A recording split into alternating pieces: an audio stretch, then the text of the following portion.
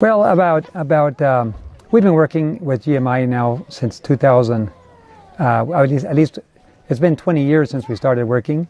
But about in 2000, we started Gospel Ministries International, just kind of to form a corporate backing to the work around the world, and it's been growing.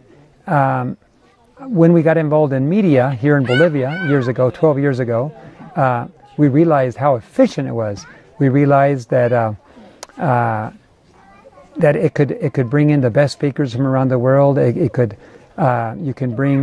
can correct issues, you can teach people, and you have access to all of the public. So then we started doing the same thing in Europe, and we have 11 channels in Europe, and then we started doing it in Asia, and we started doing it in Africa, and then we did it. We tried to start in Australia. It was a little bit more difficult. Boy, there was a big storm against it, but then a few years later we got a chance to start in New Zealand, and that thing just really took off. And we have the First Light Broadcasting Network there that has been now almost coming up on 5 years, broadcasting in every single city of New Zealand, plus on satellite now. And it's been very, very positive for church growth, but it also has a storm of opposition coming from the division. Nobody accuses us of doing anything wrong. They just don't like to have another a network, I guess, that they don't control. But because of Australia, South Pacific Division, and because of Europe especially, where maybe the theology is not standard Adventist theology, what was happening was they officially requested the General Conference to try to stop these networks. So Pastor Ted Wilson, who has been a friend for many years, he told me, David, man, you have everywhere you go, the church is growing. We know you love the church. We know you're loyal to the mission of the church, but you got a lot of enemies. I said, well, they happen to be the same ones you have. and he said, yes.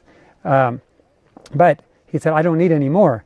And he said, I'm going to turn your case over to a vice president to deal with, because I cannot personally take my time to deal with it. I can understand that, even though I don't understand that he would, knowing that something is of God, he would not support it. But I do understand that that is not his responsibility primarily to defend me, and he has other responsibilities by all means. So he turned our case over to a vice president that was very harsh. In fact, he's known for his harshness. I wish it had been another vice president, maybe from Africa or something, but he turned us over to Mike Ryan, which was dealt with us rather harshly.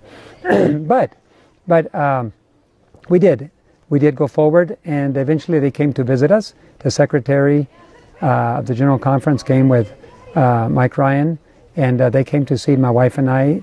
My wife and I had a meeting for about 2 hours with them. The main purpose of their visit was how to stop GMI. And they said, you're working and opening up projects without permission.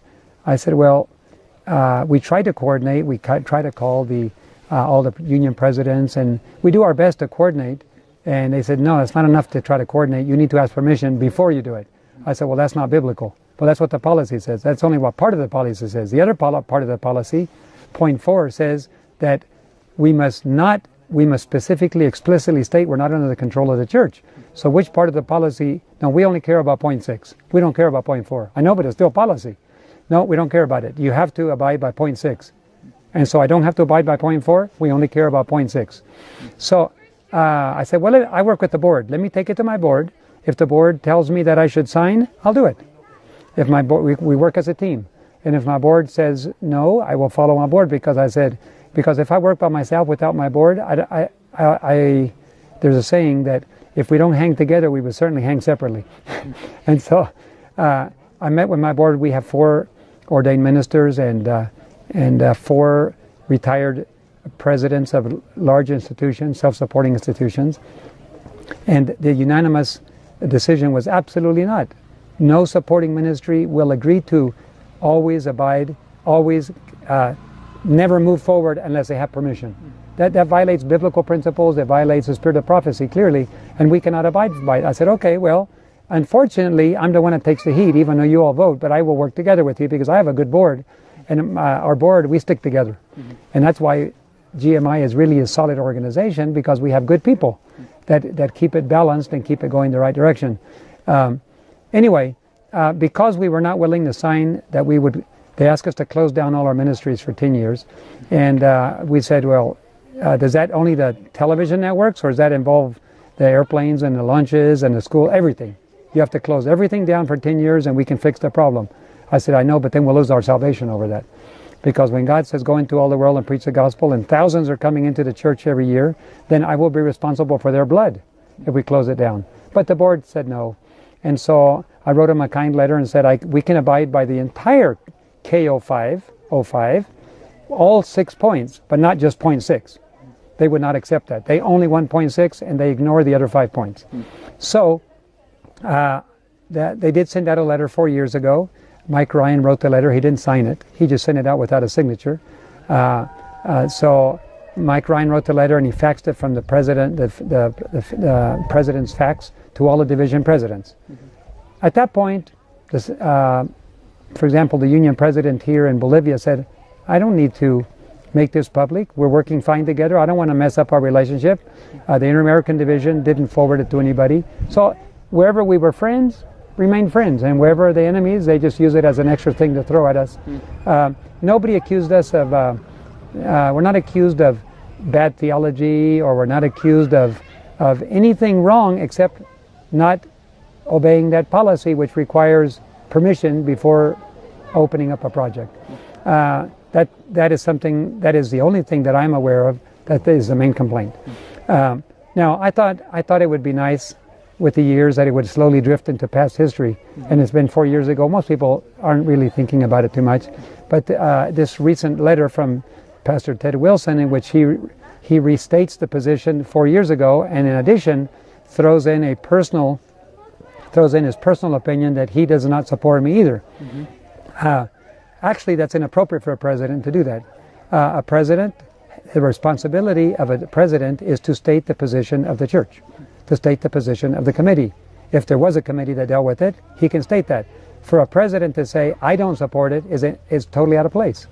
Personal opinion is not something that is supposed to be a part of decisions by the church. If we're going to get into personal opinions, it becomes a personal matter. No longer is it a denominational matter. And so I believe that was a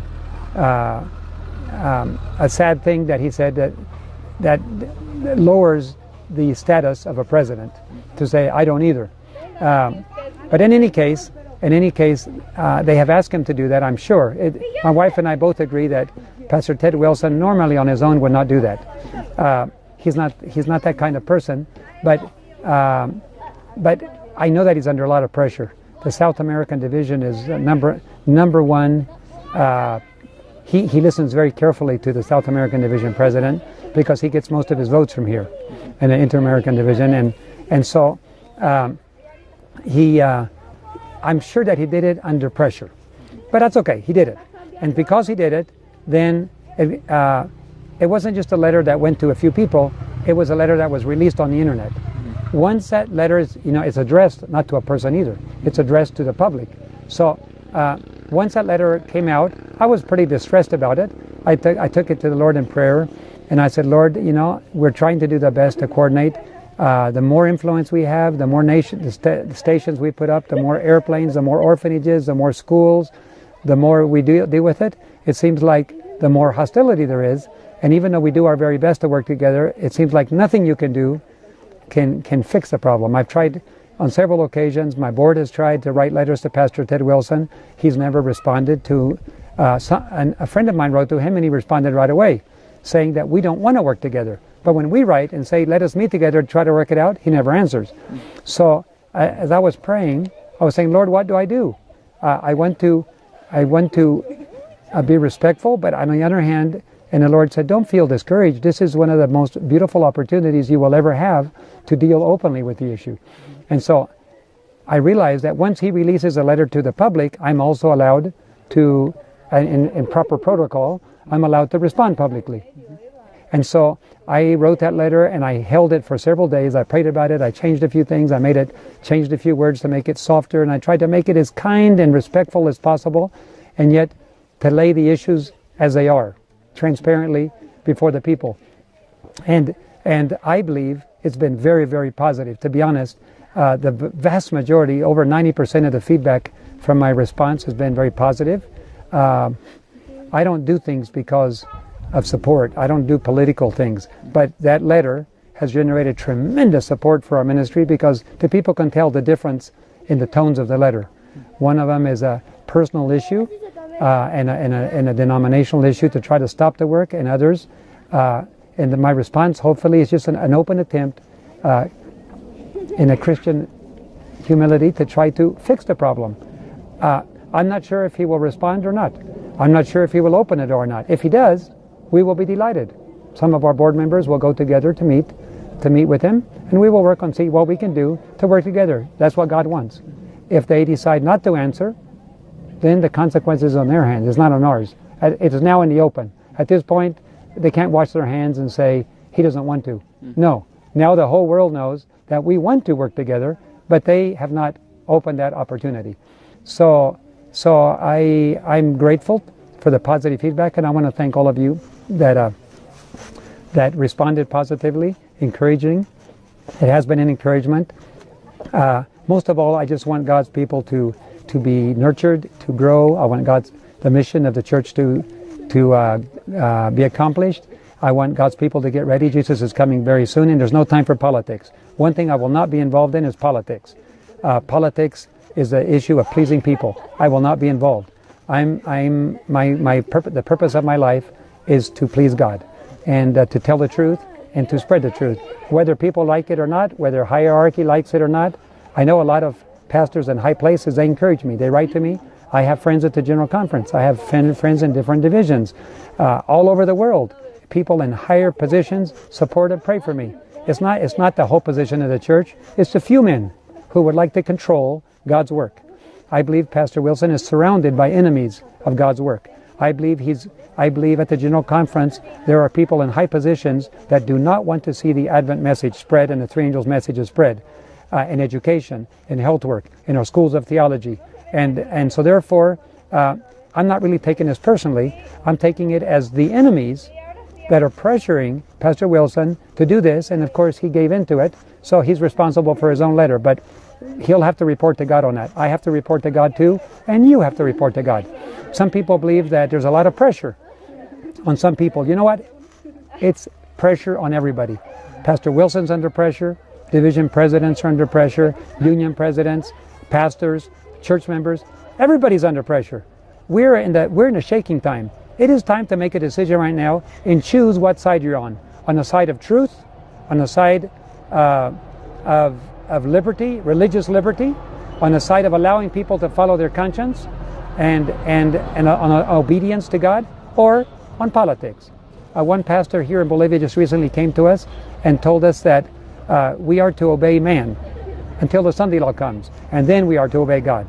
Well, I have news for those kind of people that believe that. If we don't follow the Lamb now, we won't follow the Lamb later.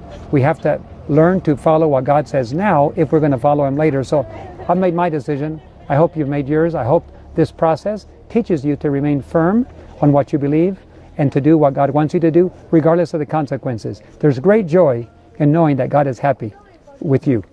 And I have great joy and peace because I know God, I make mistakes and I have to ask God to forgive me. But one thing I do know is God is happy with our work, and He's blessing us, protecting us, and there's greater work ahead, and I pray that I will always please Him.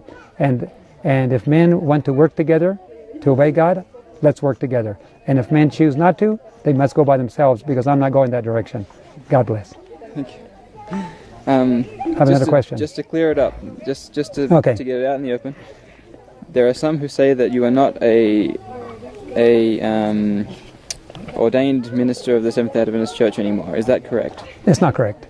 I am an ordained minister of the Seventh-day Adventist Church. My membership has never been in question. I have my membership in Venezuela. I've never been disciplined by the church. That's never been called into question. My ordination has never been. The church has the right to deal with it if they want to. They have not chosen to do that.